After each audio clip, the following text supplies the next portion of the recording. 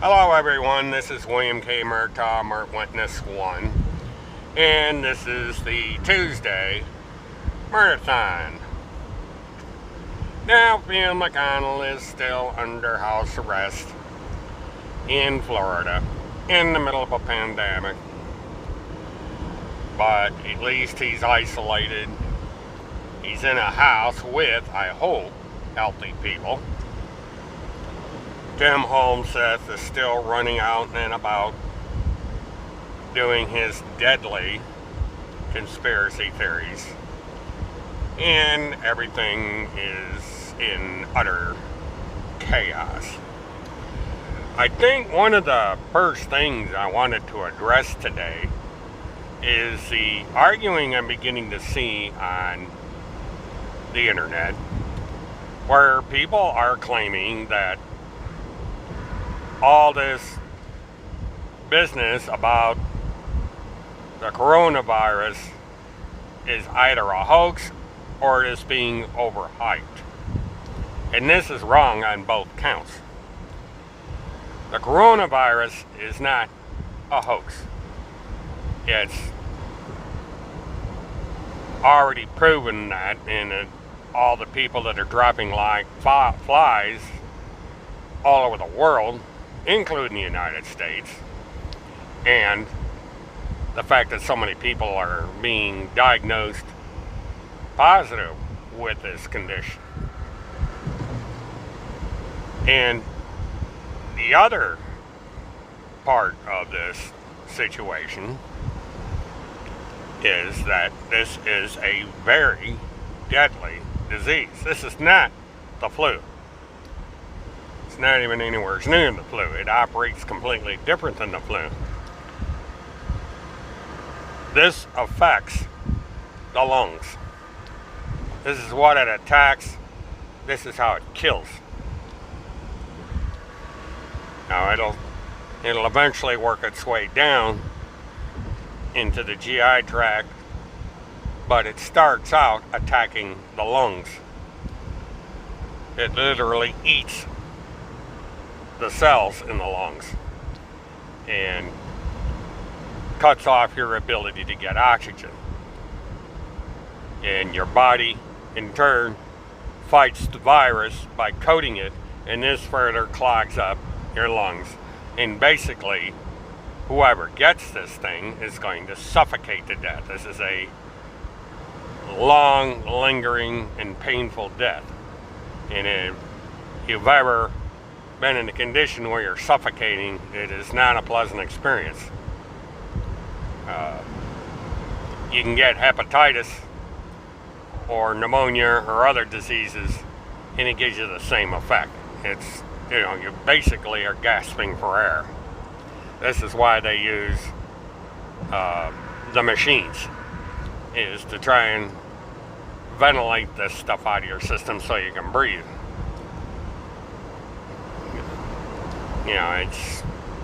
You can't just give somebody oxygen and hope they get through it. You have to ventilate. And it's not a simple process. So no, this is not a hoax. And yes, this is extremely deadly. And no, there is no cure. Malaria medicine isn't going to cure you, and neither is this other stuff that has been going around and Tim Holmseth talks about on his stupid and deadly conspiracy theories. Now, anyone that listens to Timothy Charles Holmseth is given potentially a death sentence, because if they don't follow the medical profession's advice and start following the advice given in the links that Tim Holmseth is giving out, you're going to die. Simple as that. People have already died trying this so-called cure, and more people are going to die trying this cure. And people are going to die who listen to these Q-based suggestions that are floating around out there. There is a horrific amount of misinformation being spread.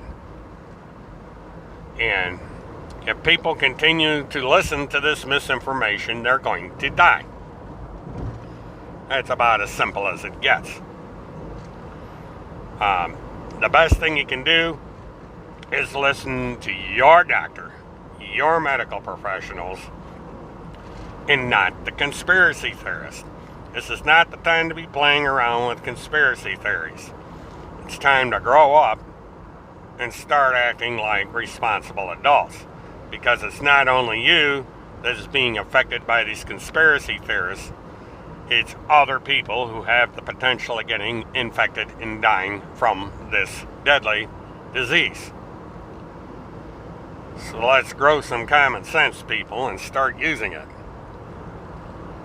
Now, on another front,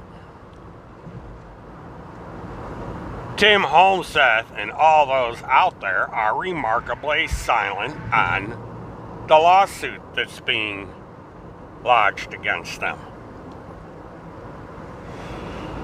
Now, Daniel Lee, or Preacher Dan, has been hit with a civil lawsuit because he couldn't keep his big mouth shut. And since the lawsuit, other than a couple spurts here and there, I haven't heard much out of Preacher Dan on any of the people that named him in the lawsuit. He seems to have gotten a little bit quiet on that particular subject. He's gone on to other pieces of nonsense. Tim Holmseth, Tracy, Randy, and the others seem to be ignoring the fact that they are potentially in a lawsuit against them for spreading lies. And there are unnamed defendants out there that have the potential of being named in this lawsuit.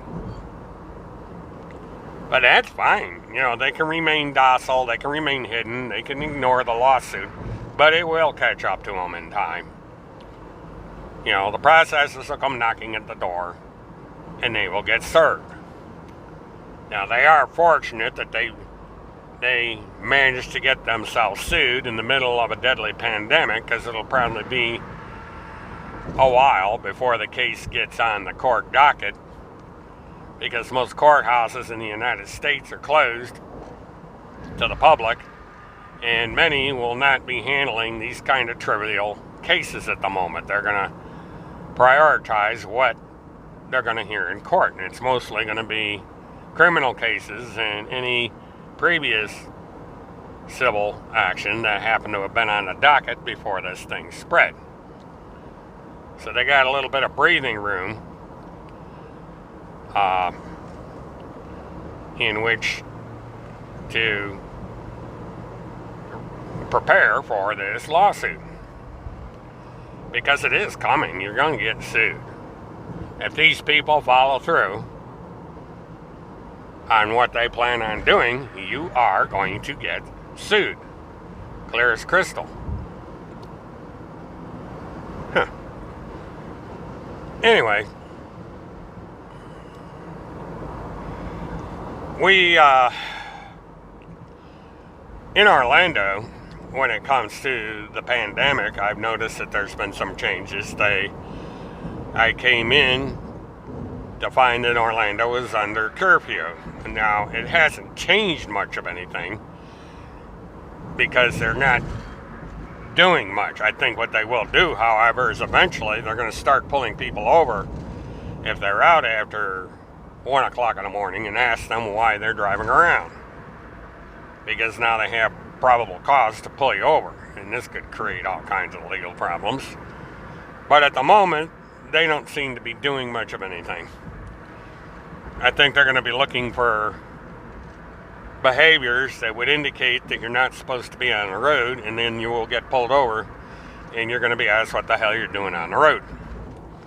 You know, in the middle of a pandemic. You know, there hasn't been any news about any incidents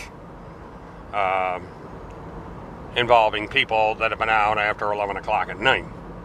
So, and I'm on the road almost nightly at 1, 2, 3 o'clock in the morning.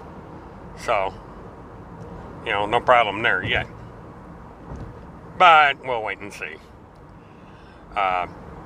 There were 5 TSA examiners that have tested positive for the virus at Orlando Airport alone.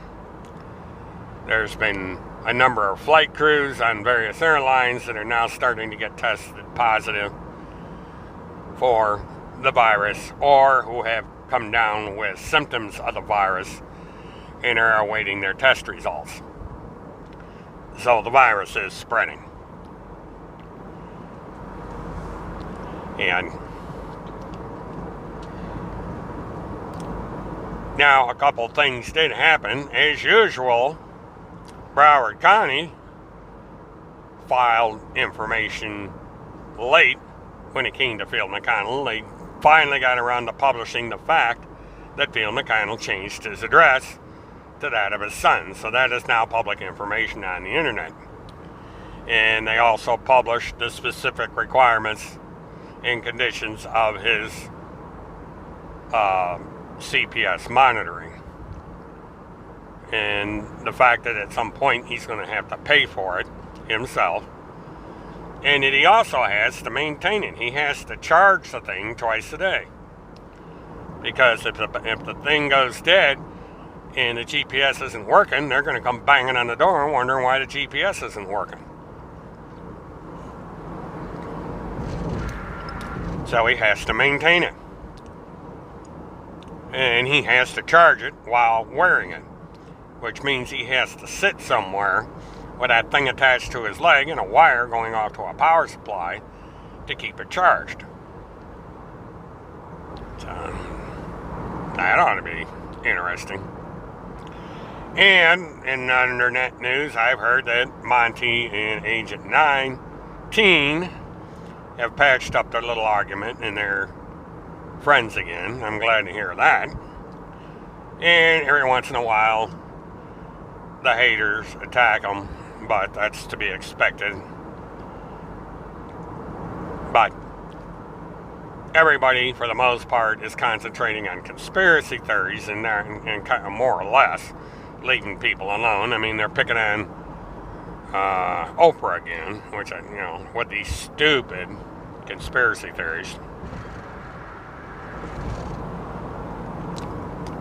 Everybody out there is a pedophile and this, that, and the other thing. It's really strange. As far as Timmy on his social media, he's regurgitating old stuff. Just when you think he's come up with a new theory, you go in and he's basically repeating old stuff. He just changes the title. And people are sucking it up. It's amazing that people can't see through the fact that he's regurgitating crap. But Timothy learned a long time ago that in a majority of cases, people only read the headlines. They don't read the full article. Sometimes they don't even read the recording or listen to the recordings. They look at the headline and say, oh, he's come up with something new. And they move on. Or they might comment. But other than that, they don't bother to look and realize that Tim Holmseth has regurgitated the same thing he published months or years ago, and all he's done is tweaked it a little bit. And it's kind of a cheapskate way of doing things, but that's what he's doing. And other than the one broadcast in the car, he hasn't been on live, and he hasn't been on the internet live again.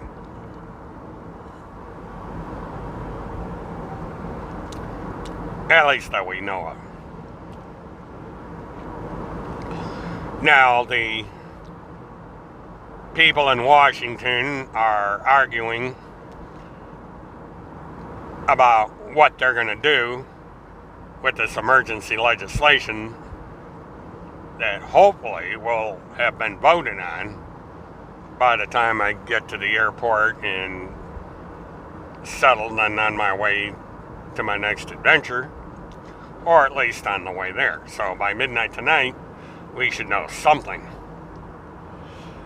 Now, for once, I agree with a lot of people that Nancy Pelosi made a big mistake. I really don't think that she should have put that additional legislation in the stimulus bill. I think that could have been left for a later time. I mean, throwing 1,100 and some odd pages of legislation that has nothing to do with the coronavirus at this time is not the way to be doing things. Now, I may happen to agree with some of the things in that legislation she put forward. I'm a big advocate of renewable energy, solar energy, wind power, all that stuff, but this is not the time to be arguing about this stuff. Let's stick with the issue at hand, and that is getting corona-related specific legislation through and voted on. At the same time, I wish they wouldn't pass a $500 million or $500 billion. Excuse me, our numbers are getting weird. Unaccountable stimulus package that's nothing more than a bailout for corporations. Now, yes, I would give them the money that is in the bill, but I would not be doing it with no strings attached. There has to be conditions. And that condition is that it has to be invested in your labor force and not in stock buybacks and nonsense like that, or pay raises for the top of the line people. But your hourly employees and your base employees need to be protected. And that's what you need to be doing with the stimulus money that you're given as part of this bill. You know, I wish people would stop being so goddamn greedy and think of the public good for once. You know, this is one of the biggest arguments I've had against the Republican Party. You know, it has nothing at all to do with their social issues. I could give a damn about their social issues. My problem is with the fact that the GOP has always been a big business party. They're not for the working class. They never have been. They never will be.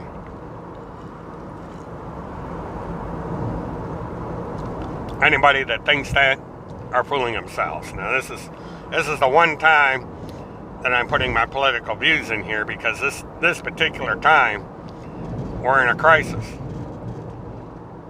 And I have as much to gripe about with the Democrats as they do about the Republicans, because I just mentioned that Nancy Pelosi's putting this extra legislation in the bill right now is not the thing that she should be doing. You know, that this should be a pure bill that's strictly about the coronavirus, about helping people out that have to be laid off and are unable to pay their bills and all this stuff. And it shouldn't be about renewable energies or anything else right now.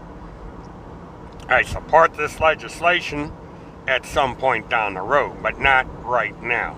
It's completely unnecessary. And on the other side, corporate America has got to give. Because you're part of the reason we're in this mess, because you went and did stock buybacks instead of investing in your company, in investing in equipment, investing in being ready in case something like this happened. And that never should have happened. But we're at where we're at. So you'll probably get some bailout money, but you're going to have to account for it. There should be conditions set on it to make sure that you don't go and do something goofy. And we need to knock off putting in social-based legislation, because it's not the place for it. You know, Democrats need to put aside all their little Christmas ornaments, and the Republicans need to do the same. Need to get some common sense legislation for once out of Congress. And the one thing I really wish our legislators would do when debating this issue on television or on in the chambers that gets broadcast on C-SPAN and some of the few networks that are covering this is to quit bitching about each other.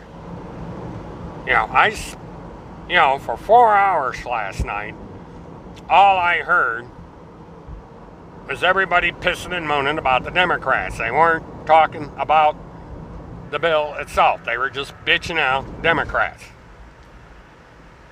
Now, that's not going to get anything accomplished. You're not going to convince anybody that their position's right. It's going to put people to sleep because you're preaching to the choir. If you're a Republican up there bitching to Democrats, your constituents that voted you into office already are bitching at the Democrats. You don't have to do it for them. You get up there and argue for the bill itself. And the same goes for the Democrats. If the Democrats are debating, they need to stop the same thing. They need to say, this is why we need this, that, and the other thing of the bill, and quit bitching out the other party. Because all this is turning into a pissing contest. You're not legislating. You're throwing temper tantrums at each other. Both parties are doing it. And frankly, I'm getting sick of it. Now, it's time for everybody to get down to work. Let's pass some bills. Get this stuff out there for the people that need it. Get the medical supplies out there. Start looking for a cure or something to put a damper on the spread of this extremely deadly virus. So, that's the extent of my political argument today. I hadn't intended on getting into politics, but in sometimes you just have to put your foot down and say, enough is enough. And both sides are at fault here. Both the Democrats and the Republicans need to knock it off and get to work. Pass the damn bill. Get the stuff out of the bill that doesn't belong there and pass the damn bill. I mean, for God's sake. People are dying, people are sick, people are broke. It's time to mend the fences, get to work, get the job done, and move on. Now, one thing I do not believe in is ending the isolation period. This thing incubates for 2 weeks. Now, to sit there and say at the end of 2 weeks, say, okay, we're done, we're going to open the store. No, because this comes in waves. It's kind of like an ocean where you get the surf come in and crashes, but another wave is right behind it to come in and crash, and so on and so forth. This is going to last the entire summer, at a minimum, probably into the fall. It's the same thing that happens when you get the flu. It lasts for months. The flu season, right in the middle of the flu season right now. The flu season should be winding down shortly. We're going to take a breather, but then we're going to start all over again. And then on top of the flu, we got this pandemic.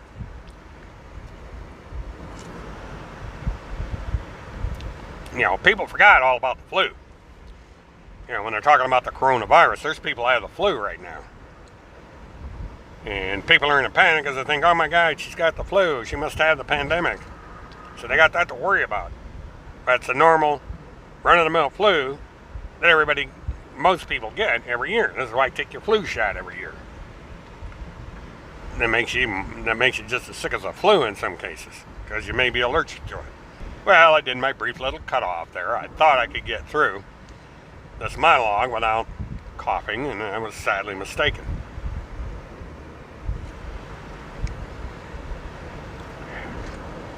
Fortunately, that's why I have to drink fluids while I'm talking, because all this yammering dries out my throat. But I have to make these monologues so people have something to bitch about because I make the monologues. I'm that judicial officer that was never named has something to bitch about. And again, I'm going to bring this up because people need to realize it. There are people out there on the internet, guy from Texas, I can't remember if he's a governor or what the hell he is, it says, oh, some of you old farts ought to die so your kids can save their portfolio and can earn a living to pay their bills. I'm sure that thing went over well with a lot of people. Say, yeah, let my grandmother die. I need the money.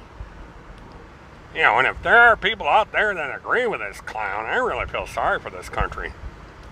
Because we're going down the road to Adolf Hitler. Because, one of the first things that Adolf Hitler did was kill the old.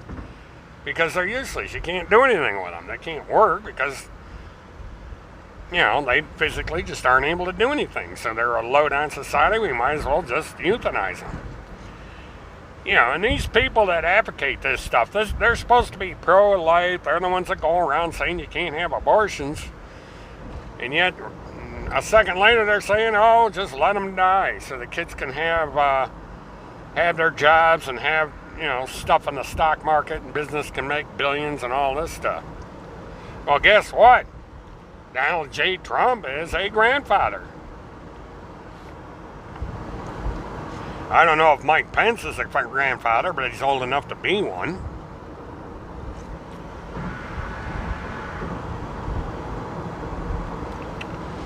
And there's plenty of senators and people in the House of Representatives that are grandparents. Let's kill them all. Yeah, so 2.5% of a country that has a population of well over 3 million people kick the bucket, no problem, but at least people still have their jobs. I mean, that's, speaking of pro-life, all of a sudden Republicans have gone to pro-death. A certain element, the extreme part of the Republican Party, because I'm not putting all Republicans in this Easter basket, because I'm pretty sure there's a lot of Republicans that don't go along with this idea, but it's these people on the political extremes that spout nonsense like this. And this is an argument that I've made for a long time, that the problems in this country are by the extremes on both sides, the extreme left and the extreme right. These people are in the outer limits someplace, and we need to stick to the middle. Those of us in the center, where we know that there can be compromises to the left of center and to the right of center, but we don't have to go off half-cocked into the woods. And that's, I am a progressive. I like elements of the progressive movement, but there are some things in the progressive movement that we just don't need to do. And it's the same with issues on the right.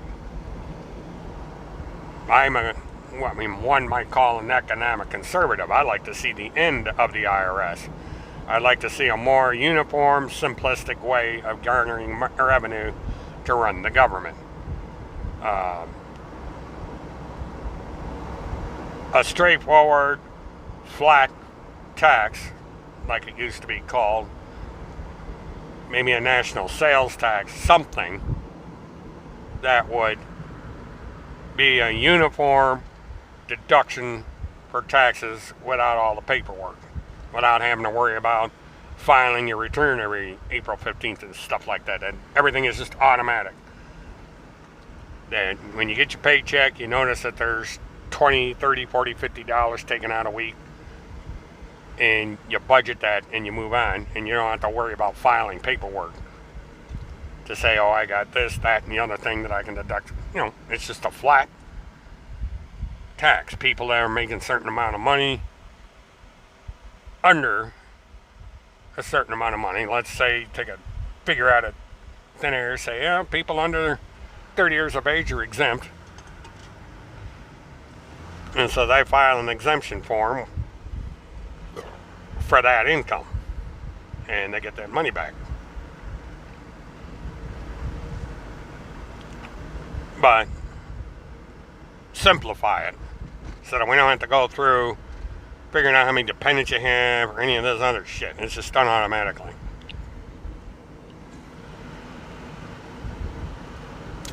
Or perhaps the federal government can derive all its revenue the way it did when the country was first founded, and that's from tariffs and excise taxes, sales taxes, user fees, stuff like that.